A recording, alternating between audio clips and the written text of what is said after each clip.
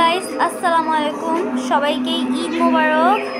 আমাদের গরু এখন জবাই করার জন্য নিয়ে যাওয়া হচ্ছে। আমার ভাই বোনরা অনেক স্যাড। এই কয়দিন ধরে আমি গরুকে আদর করেছি, খাওয়িয়েছি, আর আমার ভাই গরুর কাছে যাওয়ার জন্য কান্না শুরু করে দিচ্ছে।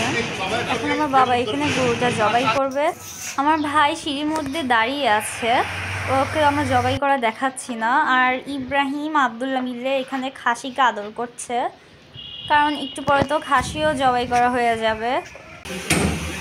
আমাদের গরু মাংসগুলো এখানে কাটা হচ্ছে, এটা কাটা শেষ করেই আমাদের খাসি কুরবানি করা হবে। আর উপরে আমার আম্মু খিচুড়ি রান্না করছে। ঈদের দিন তো সাধারণত সবাই খিচুড়ি খায়।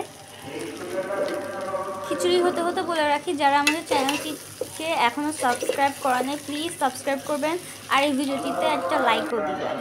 এখানে আমার আম্মু খিচুড়ির পাশাপাশি চালের আটার রুটি বানাচ্ছে গোশের সাথে খাওয়ার জন্য। আমার আম্মুর রান্না শেষ। আর এখানে মেনুতে আছে রসগোল্লা, দই,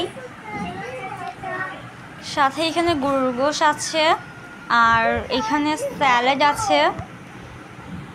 তারপরে তো খিচুড়ি রান্না দেখালামই। আর এখানে আছে আমাদের চালের আটার রুটি। এই তো আমাদের মেনুতে এই খাবার দাবার, আর সাথে খেজুরও আছে।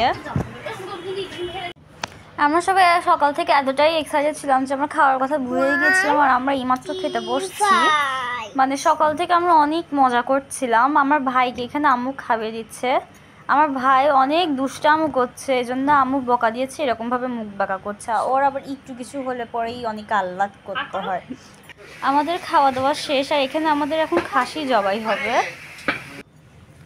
আমাদের গরুর মাংস চলে এসেছে, খাসি এখানে জবাই করে কাটা হচ্ছে।